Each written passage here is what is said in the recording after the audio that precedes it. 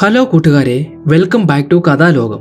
American നേവിയുടെ ചരിത്രത്തിൽ നടന്നിട്ടുള്ള ഒരു യഥാർത്ഥ സംഭവത്തെ ആസ്പദമാക്കിയിട്ടുള്ള കഥയാണിത്. രണ്ടാം ലോക മഹായുദ്ധകാലത്ത് ജപ്പാനിലെ സൈന്യം അമേരിക്കയിലെ പേൾ ഹാർബറിനെ ആക്രമിച്ചു.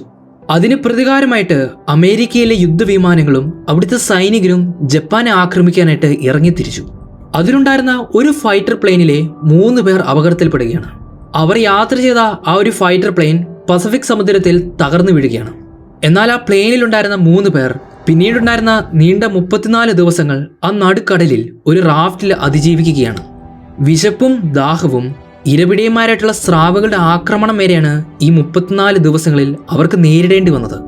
അമേരിക്കയുടെ ചരിത്രത്തിൽ തന്നെ നടന്നിട്ടുള്ള ഒരു വലിയ അതിജീവനത്തിന്റെ കഥയാണ് 2014 പുറത്തിറങ്ങിയ അമേരിക്കൻ മൂവിയായിട്ടുള്ള എഗെയിൻസ്റ്റ് ദ സൺ.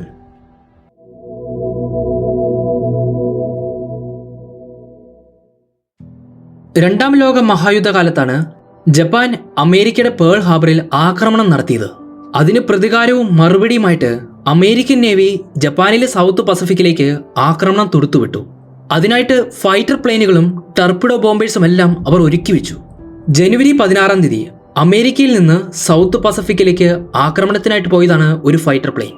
അതിലുണ്ടായിരുന്നത് അവരുടെ പൈലറ്റും ചീഫുമായിട്ടുള്ള ഹറോൾഡ് ഡിക്സൺ, യുദ്ധത്തിനായിട്ട് ബോംബിനെ അഴിച്ചുവിടുന്ന ഇല്ലെങ്കിൽ ബൊംബാർഡറായിട്ടുള്ള ടോണി പാസ്റ്റുല, അവരുടെ റേഡിയോമാനായിട്ടുള്ള ജീൻ ആൾട്രിച്ച്, ഇവർ 3 പേരും ചേർന്നാണ് ആ ഒരു ഫൈറ്റർ പ്ലെയിൻ നിയന്ത്രിക്കുന്നത്. മറ്റു ഫൈറ്റർ പ്ലെയിനിൽ നിന്ന് വേർതിരിഞ്ഞ് മറ്റൊരു ദിശയിലേക്കായിരുന്നു ഇവരുടെ യാത്ര. യാത്രക്കിടയിൽ ജീൻ കൺട്രോൾ ടവറുമായിട്ട് കണക്ട് ചെയ്യാൻ നോക്കി. പക്ഷേ റേഡിയോ സിഗ്നലോ യാതൊരു വിധത്തിലുള്ള കമ്മ്യൂണിക്കേഷൻ ഒന്നും തന്നെ അവർക്ക് ലഭിച്ചില്ല.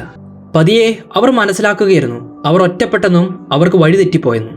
പസഫിക് സമുദ്രത്തിന് മുകളിലുള്ള അവരുടെ യാത്രയിൽ അവരുടെ ഫൈറ്റർ പ്ലെയിനിലെ ഇന്ധനവും തീരാറായി. പ്ലെയിൻ കൂടുതൽ ഉയരത്തിലേക്ക് പറത്തുന്നതിന് വേണ്ടി ബോംബറായിട്ടുള്ള ടോണി ഫ്ലൈറ്റിന്റെ വെയിറ്റ് കുറയ്ക്കാൻ വേണ്ടി അവർക്കുണ്ടായിരുന്ന ബോംബ് റിലീസ് ചെയ്യുകയാണ്. പക്ഷേ എന്നിട്ടും അവർക്ക് മുൻപിലേക്ക് നീങ്ങാനുള്ള ആവശ്യത്തിനുള്ള ഫ്യൂവലില്ലായിരുന്നു. മുൻപിൽ എങ്ങോട്ടേക്ക് പോകണമെന്നറിയാതെ പൈലറ്റായിട്ടുള്ള ഹറോൾഡ് കുറച്ചു നേരത്തേക്ക് കൺഫ്യൂഷനായി. അങ്ങനെ അവരുടെ ആ ഒരു ഇന്ധനം തീരാറായിരിക്കുകയാണ്. മറ്റൊരു വഴിയുമില്ലാത്തതുകൊണ്ട് ഹറോൾഡ് അവരുടെ ആ ഒരു ഫൈറ്റർ പ്ലെയിൻ നടുക്കടലിലേക്ക് ഇടിച്ചിറക്കി. ഫൈറ്റർ പ്ലെയിൻ ഹറോൾഡ് ഇടിച്ചിറക്കിയെങ്കിലും കാര്യമായിട്ടുള്ള അപകടങ്ങളൊന്നും അവർക്ക് സംഭവിച്ചില്ല. അങ്ങനെ സീറ്റിന്റെ ലോക്ക് അഴിച്ച് ഹറോൾഡ് ഒരു ലൈഫ് ജാക്കറ്റായിട്ട് വെളിയിലേക്ക് ഇറങ്ങുകയാണ്. വെള്ളത്തിലേക്ക് ചാടി ഇറങ്ങിയ ഉടനെ തന്നെ അവർക്ക് രക്ഷപ്പെടാനുള്ള റാഫ്റ്റും അതിൽ നിന്ന് അവൻ എടുത്തു. കൂടെ ഉണ്ടായിരുന്ന ബാക്കി 2 പേർ അവർക്ക് സീറ്റിന്റെ ലോക്ക് അഴിച്ച് ഇറങ്ങി വരാൻ സാധിക്കുന്നില്ല. അങ്ങനെ ആ ഒരു ഫ്ലൈറ്റ് മുങ്ങിത്താഴുന്നതിന് സെക്കൻഡുകൾക്ക് മുൻപാണ് ആ 2 പേർക്കും ലോക്ക് അഴിക്കാൻ സാധിച്ചത്. അതുകൊണ്ട് തന്നെ ഫ്ലൈറ്റിലുണ്ടായിരുന്ന ഭക്ഷണമോ സാധനങ്ങളോ ഒന്നും തന്നെ അവർക്ക് എടുക്കാൻ സാധിച്ചില്ല. ഹറോൾഡും ജീനും വെള്ളത്തിൽ പൊങ്ങി കിടക്കുന്നതിന് വേണ്ടി അവരുടെ കയ്യിലുണ്ടായിരുന്ന കത്തിയും ആയുധമെല്ലാം വെള്ളത്തിലേക്ക് തന്നെ എറിഞ്ഞു കളഞ്ഞു. പക്ഷേ ടോണി അവന്റെ കയ്യിലുണ്ടായിരുന്ന കത്തി സൂക്ഷിച്ചു വെച്ചു. അവരുടെ കയ്യിലുണ്ടായിരുന്ന ആ ഒരു റാഫ്റ്റ് അത് ഊതി വീർപ്പിച്ചും എങ്ങനെയൊക്കെയോ അവർ അത് ഇൻഫ്ലേറ്റ് ചെയ്തെടുത്തു. ഊതി വീർപ്പിച്ച റാഫ്റ്റ് അത് തലതിരിഞ്ഞു കിടക്കുന്നതുകൊണ്ട് അത് നേരെയാക്കാൻ വേണ്ടി അവരുടെ കയ്യിലുണ്ടായിരുന്ന ലൈഫ് ജാക്കറ്റ് 2 അറ്റത്ത് കെട്ടിയിട്ടിട്ട് എങ്ങനെയൊക്കെയോ ആ ഒരു റാഫ്റ്റ് തല കീഴായി മറിച്ച് നേരെയാക്കുകയാണ്. അങ്ങനെ ഒരു വിധത്തിലാണ് അവർ 3 പേരും ആ ഒരു റാഫ്റ്റിലേക്ക് പിടിച്ചു കയറിയത്. ആ ഒരു രാത്രി അവർ ആ റാഫ്റ്റിൽ തന്നെ ചെലവഴിക്കുകയായിരുന്നു.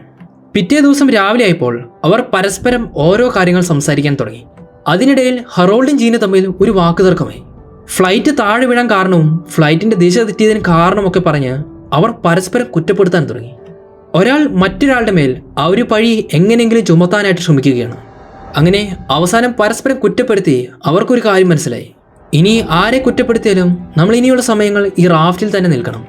അതുകൊണ്ട് പരസ്പരം അവർ 2 പേരും ആ ഒരു തർക്കം അവിടെ അവസാനിപ്പിക്കുകയാണ്. കുറച്ച് സമയങ്ങൾ കഴിഞ്ഞപ്പോൾ കുറച്ച് അകലെയായിട്ട് ഒരു പ്ലെയിൻ വരുന്നത് അവർ ശ്രദ്ധിച്ചു. അവർ 3 പേരും എഴുന്നേറ്റ് നിന്ന് ആ ഒരു പ്ലെയിനിനെ കൈവീശി കാണിച്ചു. അതും കാണുന്നില്ല എന്ന് മനസ്സിലാക്കിയപ്പോൾ അവരുടെ കയ്യിലുണ്ടായിരുന്ന ജാക്കറ്റ് ഊരിയും ആ പ്ലെയിനിന് നേരെ വീശിക്കൊണ്ടിരുന്നു. പക്ഷേ കുറച്ച് അകലെ ആയതുകൊണ്ടും കാണാൻ പറ്റാത്ത അത്രയും ദൂരത്തിലായതുകൊണ്ടും ആ ഒരു പ്ലെയിൻ അവരെ കാണാതെ മറികടന്നു പോവുകയായിരുന്നു. അങ്ങനെ അവർക്കുണ്ടായിരുന്ന ഏക പ്രതീക്ഷയാണ് കൈവിട്ടു പോയതെന്ന് ഹറോൾഡ് അവർ 3 പേരോടും പറഞ്ഞു. കാരണം നമ്മളിപ്പോൾ ഉള്ളത് ജപ്പാന്റെ സൗത്ത് പസഫിക് ടെറിട്ടറിയിലാണ്. ശത്രുക്കളുടെ ഈ ഒരു അതിർത്തിയിലേക്ക് നമ്മളെ 3 പേരെ രക്ഷിക്കാനായിട്ട് ഒരിക്കലും അവർ തുനിയത്തില്ലെന്ന് ഹറോൾഡ് അവർ 2 പേരോടും പറഞ്ഞു. അങ്ങനെ ആ ഒരു സത്യാവസ്ഥ അവർ 3 പേരും മനസ്സിലാക്കുകയാണ്. പിന്നെ പ്രൊസീജിയറിന്റെ ഭാഗമായിട്ട് ഒരു തവണ മാത്രം അവർ സെർച്ച് ചിലപ്പോൾ നടത്തും. അങ്ങനെ നടത്തിയ ഒരു സെർച്ചിന്റെ ഭാഗമായിരുന്നു അവർ മുൻപ് കണ്ട ആ ഒരു പ്ലെയിൻ. ഇനി ആരും നമ്മളെ അന്വേഷിച്ചു വരത്തില്ല എന്ന സത്യാവസ്ഥ അവർ മനസ്സിലാക്കുകയാണ്. ഇനി അങ്ങോട്ട് ഫ്ലൈറ്റിലെ പോലെ തന്നെ ഈ ഒരു റാഫ്റ്റിലെ ക്യാപ്റ്റനും ഞാൻ തന്നെയായിരിക്കും. ഇനിയുള്ള നമ്മുടെ സർവൈവലിൽ ഞാൻ പറയുന്ന കാര്യങ്ങൾ നിങ്ങൾ കേൾക്കണമെന്ന് ഹറോൾഡ് അവർ രണ്ടുപേരോടും പറഞ്ഞു. അങ്ങനെ അവരുടെ കയ്യിൽ ശേഷിച്ചിരുന്ന കാര്യങ്ങളെല്ലാം, സാധനങ്ങളെല്ലാം അവർ അവിടെ കൂട്ടിവെക്കുകയാണ്. ചെറിയ വള്ളിയും കത്തിയും പിന്നെ വാട്ടർ ബാഗ് അങ്ങനെയുള്ള ചെറിയ സാധനങ്ങളായിരുന്നു അവരുടെ കയ്യിലുണ്ടായിരുന്നത്. ടോണിയുടെ കയ്യിലുണ്ടായിരുന്ന ആ ഒരു കത്തി അതവന്റെ പോക്കറ്റിൽ തന്നെ സൂക്ഷിച്ചു വെക്കാനായിട്ട് ഹറോൾഡ് അവനോട് പറഞ്ഞു. കാരണം അത് പുറത്തെടുത്താൽ റാഫ്റ്റ് കീറിപ്പോകാനുള്ള സാധ്യതയുണ്ട്. പിന്നീട് നിങ്ങൾ കാലിൽ ഉപയോഗിച്ചിരിക്കുന്ന നിങ്ങളുടെ ഷൂസും അത് വെള്ളത്തിലേക്ക് എടുത്തെറിഞ്ഞു കളയുക. കാരണം ആ ഒരു ഷൂസ് കാരണവും ഈ റാഫ്റ്റ് കീറിപ്പോകാം. അങ്ങനെ അവർ രണ്ടുപേരും ആ ഒരു ഷൂസ് എടുത്തു കളയുകയാണ്. പക്ഷേ ഹറോൾഡ് മാത്രം അവന്റെ ഷൂസ് ഒരു സൈഡിലേക്ക് മാറ്റിവെച്ചു. ഇത് കണ്ട ജീനിന് ചെറിയൊരു അസ്വസ്ഥത തോന്നി. അങ്ങനെ പിന്നീടുള്ള അവരുടെ മണിക്കൂറുകളും ദിവസങ്ങളും കടന്നുപോയി. റാഫ്റ്റിൽ അവർ കുറെ നേരം ഇരുന്ന് മടുപ്പ് തോന്നിയപ്പോൾ അവർ ഓരോരോ കാര്യങ്ങൾ സംസാരിച്ചിരിക്കാൻ തുടങ്ങി. അവർ ഓരോ ടോപ്പിക് ഇടുകയും അതിനെക്കുറിച്ച് ഡിസ്കസ് ചെയ്യുകയും അതിനെക്കുറിച്ച് വാദപ്രതിവാദങ്ങൾ നടത്താനും തുടങ്ങി. പിന്നീടും അവർ മടുത്തപ്പോൾ അവർ പാട്ടുപാടി പരസ്പരം സമയം ചെലവഴിച്ചു. ചില സമയങ്ങളിൽ ടോണി അവന്റെ കയ്യിലുള്ള തോക്ക് നന്നായിട്ട് പോളിഷ് ചെയ്ത് തേച്ച് മിനുക്കി എടുത്തു വെക്കും. അതിനിടയിൽ ടോണി ഒരു കാര്യം ജീനിനോടും പറയും. ഈ ഒരു കടലിൽ നിന്ന് നമ്മൾ എന്തെങ്കിലും രക്ഷപ്പെടുകയാണെങ്കിൽ ഉറപ്പായിട്ടും എൻ്റെ സഹോദരിയെ ഞാൻ നിനക്ക് കെട്ടിച്ചു തരുമെന്ന് ടോണി ജീനിനോട് പറഞ്ഞു. അങ്ങനെ അവർ ഓരോ കാര്യങ്ങൾ പറഞ്ഞും പല കാര്യങ്ങൾ ചെയ്തും അവർ ദിവസം തള്ളി നീക്കുകയാണ്. പകൽ സമയങ്ങളിൽ നല്ല വെയിലുള്ളതുകൊണ്ട് അവരുടെ തുണിയുടെ ചെറിയ ഭാഗങ്ങളെല്ലാം കീറിപ്പോകാൻ തുടങ്ങി. അങ്ങനെ ആ ഒരു വെയിലടിച്ച് അവരുടെ ശരീരത്തിലും വലിയ പൊള്ളലുകളേറ്റു. രാത്രി സമയം ആകുമ്പോഴേക്കും അവിടെ വലിയ തണുപ്പായിരിക്കും. രാത്രി സമയങ്ങളിൽ അവർ കിടന്നുറങ്ങുമ്പോൾ വെള്ളത്തിൽ മുങ്ങിപ്പോകുന്നതും ഫ്ലൈറ്റ് അപകടത്തിൽപ്പെട്ടതുമായിട്ടുള്ള കാര്യങ്ങൾ അവർ സ്വപ്നം കണ്ട് പെട്ടെന്ന് തന്നെ ഞെട്ടി എണീക്കും. എപ്പോഴും അവർ ഉറങ്ങുന്ന സമയങ്ങളിൽ ഒരാൾ മാത്രം ഉണർന്നിരിക്കും. കാരണം ആ ഒരു സമയങ്ങളിൽ തൊട്ടടുത്ത് കരയോ ഐലൻഡോ അങ്ങനെ എന്തെങ്കിലും കണ്ടാൽ അത് അറിയിക്കാനായിട്ടാണ് ഒരാൾ ഉണർന്നിരിക്കുന്നത്. അങ്ങനെ ഒരു ദിവസം രാത്രിയാണ് ഹറോൾഡിന് മൂത്രമൊഴിക്കാൻ തോന്നിയത്. ബാക്കി രണ്ടുപേരും കിടന്നുറങ്ങുകയാണ് എന്ന് ഉറപ്പുവരുത്തിയതിനു ശേഷം ഹറോൾഡ് അവന്റെ ഷൂസിൽ മൂത്രമൊഴിച്ചിട്ട് ആ ഒരു മൂത്രം തന്നെ അവൻ കുടിക്കുകയായിരുന്നു. കാരണം അത്രയേറെ ദാഹമായിരുന്നു ഹറോൾഡിനുണ്ടായിരുന്നത്. ചുറ്റും കടൽവെള്ളമാണെങ്കിലും ആ ഒരു കടൽവെള്ളം അവർക്ക് കുടിക്കാൻ കഴിയത്തില്ലല്ലോ. പിറ്റേ ദിവസം രാവിലെ ആയപ്പോൾ ഹറോൾഡ് ഒരു കാര്യം ശ്രദ്ധിച്ചു. അവരുടെ റാഫ്റ്റിന് ചുറ്റും ഒരു ഇളം കാറ്റടിക്കുകയാണ്. ആ ഒരു കാറ്റിന്റെ ദിശയിലാണ് റാഫ്റ്റ് ഇപ്പോൾ നീങ്ങുന്നത്. അങ്ങനെ ഹറോൾഡ് അവന്റെ കണക്കുകളെല്ലാം കൂട്ടി നോക്കിയപ്പോൾ ഒരു കാര്യം മനസ്സിലായി. കാറ്റിന്റെ ഈ ഒരു ദിശയിൽ തന്നെ റാഫ്റ്റ് പോവുകയാണെങ്കിൽ 1-2 ആഴ്ചക്കുള്ളിൽ നമ്മൾ ഉറപ്പായിട്ടും ഒരു കര കാണും. പക്ഷേ ആ ഒരു 2 ആഴ്ച നമ്മൾ ഈ റാഫ്റ്റിൽ തന്നെ സർവൈവ് ചെയ്യണം. നമ്മുടെ ജീവൻ നിലനിർത്താനായിട്ട് നമ്മൾ കടലിൽ നിന്ന് മീൻ പിടിക്കണമെന്ന് ഹറോൾഡ് പറയും. ജീൻ അങ്ങനെ മീനിനെ പിടിക്കുന്നതിന് വേണ്ടി അതിനാവശ്യമായ വള്ളിയും ഹുക്കും ഉണ്ടാക്കുകയാണ്. അതൊരു ചൂണ്ടയാക്കിയിട്ട് അതവൻ വെള്ളത്തിലേക്ക് ഇട്ടു. അധിക നേരം അവന് നോക്കി നിൽക്കേണ്ടി വന്നില്ല. പെട്ടെന്ന് ആ ചൂണ്ടയിൽ എന്തോ കൊളുത്തുകയായിരുന്നു. ജീനും ടോണിയും ചേർന്ന് അതിനെ പിടിച്ച് വലിച്ചു കയറ്റാൻ നോക്കിയെങ്കിലും അത് വളരെ ബുദ്ധിമുട്ടായിരുന്നു. പക്ഷേ അവസാനം ഒരൊറ്റ വലിയിൽ ആ ഒരു ഹുക്ക് തന്നെ പൊട്ടിപ്പോയി. കടലിന്റെ അടിയിൽ വലിയ എന്തോ ഒന്നുണ്ടെന്നും അതാണ് കൊളുത്തിൽ കൊളുത്തിയതെന്നും ജീനിന് മനസ്സിലായി. പക്ഷേ വിട്ടുകൊടുക്കാൻ ജീൻ തയ്യാറല്ലായിരുന്നു. അവന്റെ ആ ഒരു ചൂണ്ട ഒന്നുകൂടെ ശരിയാക്കിയിട്ട് അവൻ വെള്ളത്തിലേക്ക് ഇട്ടു. ആ ഒരു മീനിന് വേണ്ടി കുറെ നേരം നോക്കി നിൽക്കാനും ജീൻ തയ്യാറായിരുന്നു. ഉച്ചസമയം ആയതുകൊണ്ട് അവർ വെയിൽ നന്നായിട്ട് കൊള്ളുകയാണ്. ഉച്ചസമയം ആയതുകൊണ്ട് വെയിലിന് നല്ല ചൂടാണ്. ജീനിന് അധിക നേരം ആ ഒരു റാഫ്റ്റിൽ പിടിച്ചു നിൽക്കാൻ കഴിഞ്ഞില്ല. കാരണം ആ ഒരു ചൂട് അവനെ അത്രയും അസ്വസ്ഥനാക്കി. അതുകൊണ്ട് ആ ഒരു ചൂട് പോകുന്നതിന് വേണ്ടി അവന്റെ ലൈഫ് ജാക്കറ്റ് ഇട്ട് ജീൻ വെള്ളത്തിലേക്ക് എടുത്തിയാടി. അങ്ങനെ കുറെ നേരം ജീൻ ആ വെള്ളത്തിൽ നീന്തിക്കൊണ്ടിരുന്നു. ജീൻ വെള്ളത്തിൽ നീന്തുന്നത് കണ്ട് ടോണിക്കും ഒന്ന് വെള്ളത്തിൽ ചാടാൻ തോന്നി. പക്ഷേ രണ്ടുപേരും ഒരേ സമയത്ത് വെള്ളത്തിൽ നീന്തണ്ടെന്ന് ഹറോൾഡ് അവനോട് പറഞ്ഞു. കുറച്ച് സമയങ്ങൾ കഴിഞ്ഞപ്പോൾ ജീൻ പെട്ടെന്ന് നീന്തി റാഫ്റ്റിന്റെ അടുത്തേക്ക് വരികയാണ്. വെള്ളത്തിനിടയിൽ വലിയ എന്തോ ഒരു ജീവിയുണ്ടെന്നും അത് മിക്കവാറും ഒരു സ്രാവാകാൻ സാധ്യതയുണ്ടെന്നും ജീൻ പേടിയോടെ പറഞ്ഞു. ഇതുകൂടെ കേട്ടപ്പോൾ പേടിയുള്ള ടോണി പിന്നീട് വെള്ളത്തിൽ ഇറങ്ങാൻ തോന്നിയില്ല. കടലിൽ കുടുങ്ങിയിട്ട് ഇപ്പോൾ കുറേയേറെ ദിവസങ്ങൾ കടന്നുപോയി. ദിവസം കൂടുന്തോറും അവരുടെ ഉള്ളിലുള്ള ടെൻഷനും പേടിയും കൂടിക്കൊണ്ടിരുന്നു. ഇതൊക്കെ കാരണം ഹറോൾഡിന് അവന്റെ മാനസികാവസ്ഥ തന്നെ വേറൊരു തലത്തിലേക്ക് പോയി. ബോധമില്ലാത്ത രീതിയിൽ അവൻ പല കാര്യങ്ങൾ ബാക്കി രണ്ടുപേരോട് പറയുകയും അവരോട് ചോദിക്കുകയും ചെയ്തു. നമ്മുടെ ഫ്ലൈറ്റ് എങ്ങനെയാണ് അപകടത്തിൽപ്പെട്ടത്, അതിന് കാരണക്കാരൻ ആരാണ്? ഈ ഒരു കാര്യം തന്നെ പിന്നെയും പിന്നെയും അവർ രണ്ടുപേരോടും ഹറോൾഡ് പറഞ്ഞുകൊണ്ടിരുന്നു. അവരുടെ ഇടയിലുള്ള മറ്റൊരു പ്രശ്നം എന്തെന്നാൽ ദാഹമാണ്. കുറച്ച് വെള്ളം കുടിച്ചിട്ട് ദിവസങ്ങളായി. ആ ഒരു ദാഹം കാരണം കടലിലെ കുറച്ച് വെള്ളം കുടിച്ചാലോ എന്ന് ടോണിക്ക് തോന്നിപ്പോയി. അങ്ങനെ ആ ഒരു കടൽ വെള്ളം കുടിക്കാൻ വന്നപ്പോഴാണ് ഹറോൾഡ് ടോണിയെ തടഞ്ഞത്. ബുദ്ധിമോശം കാണിച്ച് കടലിലെ വെള്ളം ഇപ്പോൾ നമ്മൾ കുടിച്ചാൽ അത് നമ്മുടെ ദാഹം കൂട്ടുകയുള്ളൂ. അത് നമ്മുടെ ശരീരത്തെ നന്നായിട്ട് അഫക്റ്റ് ചെയ്യുമെന്ന് ഹറോൾഡ് അവനോട് പറഞ്ഞു. എന്ത് ചെയ്യുമെന്ന് ആലോചിച്ച് ഹറോൾഡ് ഇങ്ങനെ വിഷമിച്ചിരുന്നപ്പോഴാണ് ഹറോൾഡിന് അവന്റെ പോക്കറ്റിൽ നിന്ന് ഒരു പെൻസിൽ കിട്ടിയത്. അത് കിട്ടിയ സന്തോഷത്തിൽ ഹറോൾഡ് ഒന്ന് പെട്ടെന്ന് ആഹ്ലാദിച്ചു. കാരണം ഈ ഒരു പെൻസിൽ അവൻ എങ്ങും നോക്കിയിട്ടും കാണുന്നില്ലായിരുന്നു. പെട്ടെന്ന് ആ പെൻസിൽ തിരിച്ചു കിട്ടിയ സന്തോഷമായിരുന്നു ഹറോൾഡിന്. ഹറോൾഡ് ആ ഒരു പെൻസിൽ ഉപയോഗിച്ച് ഒരു ചാർട്ട് ഉണ്ടാക്കിയതിനു ശേഷം അവർക്ക് നീങ്ങേണ്ട ദിശ ഏതാണെന്ന് അവൻ വരച്ച് കണ്ടുപിടിച്ചു. കാറ്റിന്റെ ദിശയും അതിന്റെ വേഗതയും മനസ്സിലാക്കി ഏതു വഴി പോയാൽ ആ ഒരു ഐലൻഡിലേക്ക് എത്താമെന്ന് അവൻ നോക്കി മനസ്സിലാക്കുകയാണ്. കാറ്റിന്റെ ദിശ മാറിക്കഴിഞ്ഞാൽ അത് തിരിച്ചറിയാൻ വേണ്ടി കപ്പലിൽ നിന്ന് ഒരു നങ്കൂരം ഇടുന്നത് പോലെ അവർ അവരുടെ ജാക്കറ്റ് ഉപയോഗിച്ച് ഒരു ആങ്കർ ഉണ്ടാക്കിയിട്ട് വള്ളിയിൽ കെട്ടി വെള്ളത്തിലേക്ക് എറിഞ്ഞു. എന്നാൽ അവർക്ക് ഇപ്പോഴുമുള്ള ഏക പ്രശ്നമെന്ന് പറയുന്നത് അവരുടെ ദാഹമാണ്. ദാഹം മാറ്റാൻ വേണ്ടി ഒന്നും ചെയ്യാൻ പറ്റാത്തതുകൊണ്ട് അവർ കൈകൂപ്പി ദൈവത്തോട് പ്രാർത്ഥിച്ചു. എങ്ങനെ പ്രാർത്ഥിക്കണമെന്ന് ജീൻ അവരെ പഠിപ്പിച്ചു കാണിച്ചു. ശേഷം അന്നേ ദിവസം രാത്രി നന്നായിട്ട് മഴ പെയ്തു. അവർക്ക് ആവശ്യത്തിലധികം വെള്ളം അവർ കുടിച്ചു. കുറേയേറെ വെള്ളം അവർ അവരുടെ വാട്ടർ ബാഗിലും തുണിയിലുമൊക്കെ ആയിട്ട് ശേഖരിച്ചു വെച്ചു. അങ്ങനെ അവരുടെ ദാഹം മാറുവോളം അവർ ആ വെള്ളം കുടിച്ചു. പിറ്റേ ദിവസമായപ്പോൾ ജീൻ വെള്ളത്തിലിട്ട ആ ഒരു ചൂണ്ട നോക്കിയിരിക്കുകയാണ്. ദിവസങ്ങൾക്ക് മുൻപ് അവൻ വെള്ളത്തിലിട്ട ചൂണ്ടയാണ്. ഇതുവരെ ഒരു ചെറിയ മീൻ പോലും അതിൽ കൊളുത്തിയിട്ടില്ല. അതിൻ്റെ ഒരു നിരാശയും ആ ഒരു ഫ്രസ്ട്രേഷനും ജീനിന്റെ മുഖത്തുണ്ട്. ജീൻ അതുകൊണ്ട് രണ്ട് കൽപ്പിച്ച് അവന്റെ പോക്കറ്റിലുണ്ടായിരുന്ന ആ കത്തി പുറത്തെടുക്കുകയാണ്. ആ ഒരു കത്തി ഉപയോഗിച്ച് റാഫ്റ്റിന്റെ അടിയിൽ കൂടെ പോകുന്ന മീനിനെ പിടിക്കാനായിട്ട് ജീൻ ശ്രമിച്ചു. ഇത് കണ്ട ഹറോൾഡ് അവനെ തടയുന്നുണ്ട്. കാരണം ആ ഒരു കത്തി ഉപയോഗിച്ച് റാഫ്റ്റിൽ ചെറുതായിട്ടെന്ന് പറഞ്ഞാൽ റാഫ്റ്റ് തന്നെ കീറിപ്പോകും. പക്ഷേ ജീൻ അതൊന്നും കേൾക്കുന്നുണ്ടായിരുന്നില്ല. അങ്ങനെ ഒരു സ്രാവിനെ ജീൻ വെള്ളത്തിൽ നിന്ന് കുത്തിയെടുത്തു. ആ ഒരു സ്രാവിനെ റാഫ്റ്റിലേക്ക് എടുത്തിട്ട് അവർ ചേർന്ന് അതിനെ വെട്ടിക്കീറി. ആ ഒരു സ്രാവിന്റെ ഉള്ളിൽ നിന്ന് കിട്ടിയ ഒരു ചെറിയ മീനിനെ ജീൻ ആദ്യമേ കഴിച്ചു. അവരുടെ വിശപ്പ് മാറുവോളം ആ ഒരു സ്രാവിനെയും കഴിച്ചതിന് ശേഷം അതിന്റെ കുറച്ച് മാംസം പിന്നീടും ചൂണ്ടയിടുന്നതിന് വേണ്ടി ഒരു സോക്സിൽ കെട്ടി സൂക്ഷിച്ചു വെച്ചു.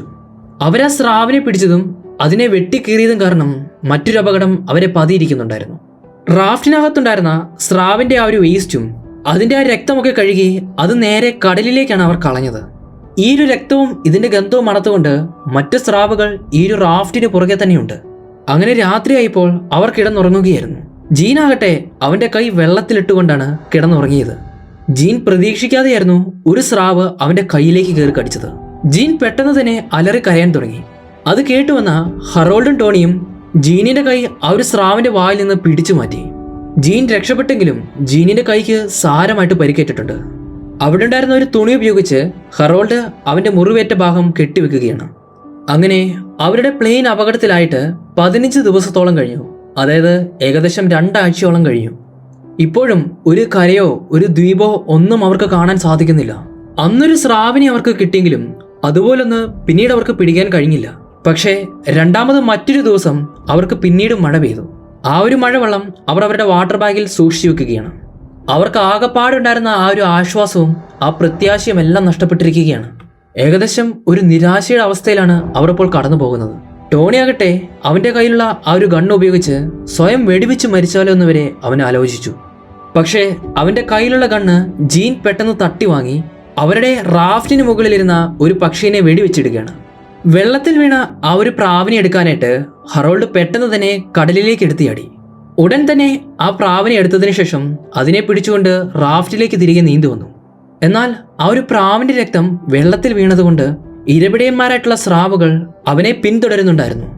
ആ സ്രാവിനെ വെടിവെച്ചിടാനായിട്ട് ജീൻ ശ്രമിച്ചെങ്കിലും തോക്കിൽ ബുള്ളറ്റ് ഇല്ലാത്തതുകൊണ്ട് അവൻ അത് സാധിച്ചില്ല.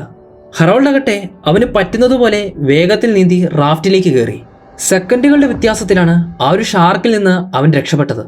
അങ്ങനെ ആ ദിവസത്തെ ഭക്ഷണം ആ ഒരു പ്രാവായിരുന്നു. അവരുടെ വിശപ്പ് മാറുവോളം ആ ഒരു പ്രാവിനെ അവർ നന്നായിട്ട് ഭക്ഷിച്ചു. അവരുടെ കയ്യിലുള്ള ഗണ്ണിൽ ഇപ്പോൾ ഒരു ബുള്ളറ്റ് പോലുമില്ല. അതുകൊണ്ട് അത് വെച്ചുകൊണ്ടിരിക്കുന്നത് കൊണ്ട് യാതൊരു ഗുണവുമില്ലെന്ന് ടോണിക്ക് തോന്നി. അതിന്റെ പെല്ലറ്റും അതിന്റെ ബുള്ളറ്റിന്റെ ഭാഗവുമെല്ലാം അവൻ വെള്ളത്തിലേക്ക് എറിഞ്ഞു കളഞ്ഞു. അവർ 3 പേരും പസഫിക് സമുദ്രത്തിൽ ഇപ്പോൾ കുടുങ്ങിയിട്ട് 20 ദിവസങ്ങൾ കഴിഞ്ഞിരിക്കുകയാണ്. അവർ 3 പേരും ഇപ്പോൾ നിരാശയുടെ വക്കിലാണ്. ആ ദിവസം രാവിലെ അവർ 3 പേരും നന്നായിട്ട് ഉറങ്ങി. ഉണർന്നെഴുന്നേറ്റ ഹറോൾഡ് കാണുന്നത് ബാക്കി 2 പേരും കിടന്നുറങ്ങുന്നതാണ്. അവർ 3 പേരിൽ ഒരാളെങ്കിലും ഉണർന്നിരിക്കണമെന്നായിരുന്നു ഹറോൾഡ് പറഞ്ഞിരുന്നത്. പക്ഷേ 2 ദിവസമായിട്ട് കടലിൽ ഒരു കാറ്റ് പോലുമില്ല. തൊട്ടടുത്ത് അതുകൊണ്ടൊരു കര കാണാനുള്ള സാധ്യത കുറവാണെന്ന് ജീൻ ഹറോൾഡിനോട് ദേഷ്യപ്പെട്ടു പറഞ്ഞു. ഉണർന്നിരുന്നത് കൊണ്ട് യാതൊരു ഗുണവുമില്ലെന്ന് ജീൻ ഹറോൾഡിനോട് പറയുകയാണ്. നമ്മുടെ പ്ലെയിൻ തകർന്നു വീണതും നമ്മുടെ റാഫ്റ്റിന്റെ സ്റ്റാർട്ടിംഗ് പോയിന്റ് എങ്ങനെയാണ് ഹറോൾഡ് ആ മാപ്പിൽ നിന്ന് കണ്ടുപിടിച്ചതെന്ന് ജീൻ ഹറോൾഡിനോട് ചോദിച്ചു. മാത്രമല്ല ഫൈറ്റർ പ്ലെയിനിന്റെ ദിശ മാറിപ്പോയതും അത് തകർന്നു വീഴാൻ കാരണക്കാരൻ ഹറോൾഡ് ആണെന്ന് ജീൻ അവനെ കുറ്റപ്പെടുത്തി പറഞ്ഞു. അവർ രണ്ടുപേരും അങ്ങനെ പരസ്പരം തർക്കിക്കാൻ തുടങ്ങി. തർക്കത്തിനൊടുവിൽ ഹറോൾഡ് തന്നെ സമ്മതിക്കുകയാണ്. തൊട്ടരികിൽ ഒരു ദ്വീപ് കാണുമെന്ന് പ്രതീക്ഷിച്ചാണ് ഞാൻ മുൻപോട്ട് നീങ്ങിയത്. ശരിയാണ്, എനിക്ക് തെറ്റുപറ്റി. ആ ഒരു ദ്വീപിൽ നിന്ന് വളരെ അകലെ നമ്മൾ ദിശ മാറിയാണ് യാത്ര ചെയ്യുന്നതെന്ന് ഹറോൾഡ് സമ്മതിച്ചു. പിന്നീട് അപകടം നടന്ന ആ ഒരു ദിവസത്തെ രാത്രി ഹറോൾഡ് ഓർത്തെടുക്കുകയാണ്. പൈലറ്റായിരുന്ന ഹറോൾഡ് ആ രാത്രി കുറച്ച് നിമിഷത്തേക്ക് ഉറങ്ങിപ്പോയി. അത് കാരണമായിരുന്നു അവരുടെ ഫ്ലൈറ്റിന്റെ ദിശ അവർക്ക് മാറിപ്പോയത്. അവന്റെ ആ ഒരു ചെറിയ അശ്രദ്ധ മൂലമാണ് ആ ഒരു ഫ്ലൈറ്റ് അവർക്ക് ഇടിച്ചിറക്കേണ്ടി വന്നത്. ഹറോൾഡ് അങ്ങനെ അവന്റെ കുറ്റം അവരോട് തുറന്നു സമ്മതിക്കുകയാണ്. അവൻ ചെയ്തതിന് അവർ രണ്ടുപേരോടും ഹറോൾഡ് മാപ്പ് ചോദിച്ചു. ഇത് കേട്ടപ്പോൾ ബാക്കി രണ്ടുപേർക്കും വളരെയധികം സങ്കടം തോന്നിപ്പോയി. ഇപ്പോൾ അവർ മൂന്ന് പേർക്കും എന്ത് ചെയ്യണമെന്നറിയാത്ത ഒരു അവസ്ഥയിലാണ്. വലിയൊരു നിരാശയാണ് അവരുടെ ഉള്ളിൽ ഇപ്പോൾ. അങ്ങനെ ജീൻ ആ ഒരു മാപ്പും ആ ഒരു ചാർട്ടും എടുത്ത് ഹറോൾഡിന്റെ കയ്യിൽ കൊടുത്തിട്ട് പറഞ്ഞു, നമ്മളുടെ കയ്യിൽ മറ്റൊരു വഴിയും ഇപ്പോൾ മുൻപിലില്ല. ഈ ഒരു ചാർട്ടും ഈ ഒരു മാപ്പും ഉപയോഗിച്ച് ആ ഒരു ദ്വീപിലെത്താൻ പറ്റുമോ എന്ന് നമുക്ക് പരിശ്രമിക്കാം. ഇതല്ലാതെ മറ്റൊരു വഴി മുൻപിലില്ലെന്ന് ജീൻ ഹറോൾഡിനോട് പറഞ്ഞു. അപ്പോൾ തമാശ രൂപേണ ടോണി ഒരു കാര്യം അവരോട് പറഞ്ഞു. നമ്മുടെ ചുറ്റും ഈ ഒരു കടലിൽ നമ്മളെ നിയന്ത്രിക്കാൻ ഒരു കാറ്റ് പോലുമില്ല. കാറ്റില്ലാത്തത് കൊണ്ട് ഈ ഒരു റാഫ്റ്റ് മുൻപിലേക്ക് നീക്കാൻ നമുക്ക് തന്നെ സ്വയം കാറ്റുണ്ടാക്കേണ്ടി വരുമെന്ന് തമാശ രൂപേണയാണ് ടോണി പറഞ്ഞത്. പക്ഷേ അത് കേട്ടപ്പോഴാണ് ഹറോൾഡിന് ഒരു ബുദ്ധി തോന്നിയത്. ഹറോൾഡ് ജീനിന്റെ കയ്യിൽ നിന്ന് കത്തി വാങ്ങി അവൻ മാറ്റി വെച്ചിരുന്ന അവന്റെ ഷൂസിന്റെ സോള് അവൻ കീറിയെടുക്കുകയാണ്. അങ്ങനെ ആ ഒരു സോളിന്റെ സഹായത്തോടെ അവർ ആ റാഫ്റ്റ് മുൻപിലേക്ക് തുഴഞ്ഞു. അവർ അപകടത്തിൽപ്പെട്ടിട്ട് ഏറെക്കുറെ ഒരു മാസത്തോളം കഴിഞ്ഞു. അവർക്ക് ഒരു തവണ കൂടെ അങ്ങനെ മഴ ലഭിക്കുകയാണ്. പക്ഷേ ഈ തവണത്തെ മഴ വളരെ ശക്തമായിട്ടുള്ള ഒരു മഴയായിരുന്നു. ഇടിമിന്നലും കൊടുങ്കാറ്റും കൂടിയ ഒരു മഴയായിരുന്നു അത്. ഈ ഒരു മഴയിൽ അവർക്ക് റാഫ്റ്റിൽ അധികം നേരം പിടിച്ചു നിൽക്കാൻ കഴിഞ്ഞില്ല. ആ ഒരു വലിയ തിരമാലയിൽപ്പെട്ട് അവരുടെ റാഫ്റ്റ് തല കീഴായിട്ട് മറിഞ്ഞു. അവരും പെട്ടെന്ന് വെള്ളത്തിലേക്ക് വീണെങ്കിലും ആ ഒരു റാഫ്റ്റിൽ തന്നെ എങ്ങനെയൊക്കെയോ പിടിച്ചു നിന്നു. അവരുടെ കയ്യിലുണ്ടായിരുന്ന വാട്ടർ ബാഗും കത്തിയും ഷൂസിന്റെ സോളും എല്ലാം വെള്ളത്തിലേക്ക് പോയി. അതൊന്നും അവർ തിരികെ പിടിച്ചെടുക്കാനായിട്ട് ശ്രമിച്ചില്ല. കാരണം ആ ഒരു റാഫ്റ്റ് മാത്രമായിരുന്നു അവർക്ക് ആവശ്യമുണ്ടായിരുന്നത്. അങ്ങനെ ഒരു വിധത്തിൽ ആ ഒരു റാഫ്റ്റ് പൊക്കിയെടുത്ത് അവർ നേരെയാക്കുകയാണ്. നേരെയാക്കിയ ആ ഒരു റാഫ്റ്റിലേക്ക് അവർ എങ്ങനെയൊക്കെയോ പിടിച്ചു കയറി. ആ ഒരു വലിയ മഴയത്ത് അവർ മൂന്ന് പേരും ആ ഒരു റാഫ്റ്റിൽ ഒരുമിച്ച് ചേർന്ന് കിടന്നു. അങ്ങനെ ആ ഒരു വലിയ മഴ പോകുന്നത് വരെ അവർ അവിടെ ഒരുമിച്ച് കിടക്കുകയായിരുന്നു. പിറ്റേ ദിവസം രാവിലെ ആയപ്പോഴാണ് ആ ഒരു വലിയ കാറ്റും മഴയും ഒക്കെ തോർന്നത്. അവർ മൂന്നുപേരും ഇപ്പോൾ റാഫ്റ്റിൽ വെറുതെ കിടക്കുകയാണ്. ഒന്ന് എഴുന്നേറ്റ് നിൽക്കാൻ പോലുമുള്ള ശക്തി അവർക്കിപ്പോൾ ഇല്ല. അവർ മൂന്നുപേരും വളരെ ക്ഷീണിതരായിട്ട് ആ ഒരു റാഫ്റ്റിൽ തന്നെ കിടന്നു. നിരാശയുടെ അങ്ങേ അറ്റത്തായിരുന്നു ഇവർ മൂന്നുപേരും. ഇനി ഈ കടലിൽ നിന്ന് ഒരു അതിജീവനമില്ലെന്ന് അവർ സ്വയം വിശ്വസിച്ചു. അവർ അങ്ങനെ പരസ്പരം നിരാശയോടെ ഓരോ കാര്യങ്ങൾ പറയാൻ തുടങ്ങി. നമ്മൾ മൂന്നുപേരിൽ ഒരാൾ മരണപ്പെട്ടാൽ അയാളുടെ ബോഡി നമ്മൾ എന്തു ചെയ്യും? നമ്മൾ ഭക്ഷിക്കുമോ അതോ കടലിൽ എറിഞ്ഞു കളയുമോ? നമ്മൾ മൂന്നുപേരും മരണപ്പെട്ട് കാണുമെന്നാണ് നമ്മുടെ വീട്ടുകാരെല്ലാം വിചാരിച്ചിരിക്കുന്നത്. അങ്ങനെ ഓരോരോ കാര്യങ്ങൾ അവർ വിചാരിച്ചു കൂട്ടുകയാണ്. നമ്മളിവിടെ വെച്ച് മരണപ്പെടുകയാണെങ്കിൽ ചീഫിന് കോർട്ട് മാർഷൽ നേരിടേണ്ടി വരത്തില്ലെന്നും ടോണി പറഞ്ഞു. അങ്ങനെ നിരാശയിലായിരുന്നപ്പോഴാണ് പെട്ടെന്ന് ടോണിക്ക് എന്തോ ഒരു ഊർജം തോന്നിയത്. ഈ ഒരു കടലിൽ നിന്ന് എങ്ങനെയെങ്കിലും രക്ഷപ്പെടണം, അതിനായിട്ട് അറ്റ്ലീസ്റ്റ് നമ്മൾ പരിശ്രമിക്കുകയെങ്കിലും ചെയ്യണമെന്ന് ടോണി അവരോട് പറഞ്ഞു. അങ്ങനെ അവർ അവരുടെ കൈകൊണ്ട് തന്നെ ആ ഒരു റാഫ്റ്റ് തുഴങ്ങി നീങ്ങാനായിട്ട് അവർ പരിശ്രമിച്ചു. അങ്ങനെ തുഴഞ്ഞ് അവരുടെ കൈക്കും വളരെയധികം വേദനയായി. ഹറോൾഡാകട്ടെ വേദന കൊണ്ട് കരഞ്ഞുപോയി. ഹറോൾഡാകട്ടെ അവന് ദാഹം തോന്നിയിട്ട് മറ്റു വഴിയില്ലാത്തത് കൊണ്ട് ആ ഒരു കടൽ വെള്ളം എടുത്ത് കുടിക്കുകയാണ്. ടോണി ആകട്ടെ ക്ഷീണം തോന്നിയിട്ട് ആ ഒരു റാഫ്റ്റിൽ തന്നെ മയങ്ങിപ്പോയി. ടോണിയുടെ ഉറക്കം കണ്ടിട്ട് അവൻ മരണപ്പെട്ടു പോയി കാണുമെന്നുവരെ കൂടെയുള്ള രണ്ടുപേർ വിചാരിച്ചു. അങ്ങനെ കുറച്ച് സമയങ്ങൾ കഴിഞ്ഞപ്പോൾ ജീൻ തല ഉയർത്തി പുറത്തേക്ക് നോക്കിയപ്പോൾ ഒരു കര കണ്ടു. അവർ തേടിക്കൊണ്ടിരുന്ന ആ ഒരു ദ്വീപ് തന്നെയായിരുന്നു ജീൻ കണ്ടത്. ഉറങ്ങിക്കിടന്ന ബാക്കി രണ്ടുപേരെയും ജീൻ വിളിച്ചെഴുന്നേൽപ്പിച്ച് ആ ഒരു കര കാണിച്ചു. അവർ മൂന്നുപേരും അവരുടെ സർവ്വശക്തിയുമെടുത്ത് അവരുടെ ആ ഒരു റാഫ്റ്റ് ആ ഒരു ദ്വീപിലേക്ക് തുഴഞ്ഞു. ആ ഒരു ദ്വീപ് അവരുടെ ശത്രുക്കളുടെ ദ്വീപാണെങ്കിൽ പോലും അവർക്ക് അവിടെ നിന്ന് ചെന്ന് കിട്ടിയാൽ മാത്രം മതി എന്നായിരുന്നു അവരുടെ ഇപ്പോഴത്തെ അവസ്ഥ. അങ്ങനെ തുഴഞ്ഞ് അവർ ഇത്രയും നാളും നോക്കിക്കൊണ്ടിരുന്ന, അവർ ഇത്രയും നാളും എത്താൻ ആഗ്രഹിച്ചിരുന്ന ആ ഒരു ദ്വീപിലേക്ക് അവർ തുഴഞ്ഞു കയറുകയാണ്. സുരക്ഷിതരായിട്ട് തന്നെയായിരുന്നു അവർ മൂന്നുപേരും ആ ഒരു കടൽ തീരത്തേക്ക് എത്തിയത്. നാളുകൾക്ക് ശേഷം ഒരു കര കണ്ടതിന്റെ സന്തോഷമായിരുന്നു അവർ 3 പേർക്കും. ക്ഷീണിതരായിരുന്ന 3 പേരും അവർ സ്വന്തം കാലിൽ എങ്ങനെയൊക്കെയോ എഴുന്നേറ്റ് നിന്ന് അവർ കുറച്ച് അകലേക്ക് നോക്കിയപ്പോൾ മനുഷ്യവാസമുള്ള ഒരു കുടിൽ അവർ കണ്ടു. അതുകൂടെ കണ്ടപ്പോൾ അവരുടെ സന്തോഷവും ആശ്വാസവും വർദ്ധിച്ചു.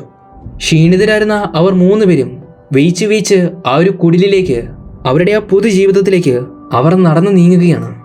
34 ദിവസങ്ങൾക്ക് ശേഷം 1942 ഫെബ്രുവരി 20-ാം തീയതിയാണ് അവർ ആ ദ്വീപ് കണ്ടുപിടിച്ചത്. പുക്ക പുക്ക എന്ന പേരുള്ള സൗത്ത് പസഫിക്കിലെ ഒരു ദ്വീപായിരുന്നു അത്. പസഫിക് സമുദ്രത്തിലൂടെ 1000-ഓളം മൈലുകളാണ് ആ ഒരു റാഫ്റ്റിലിരുന്ന് അവർ സഞ്ചരിച്ചത്. ആ ഒരു ദ്വീപിൽ നിന്ന് അമേരിക്കയുടെ നേവി അവർ 3 പേരെയും പിന്നീട് രക്ഷിക്കുകയായിരുന്നു.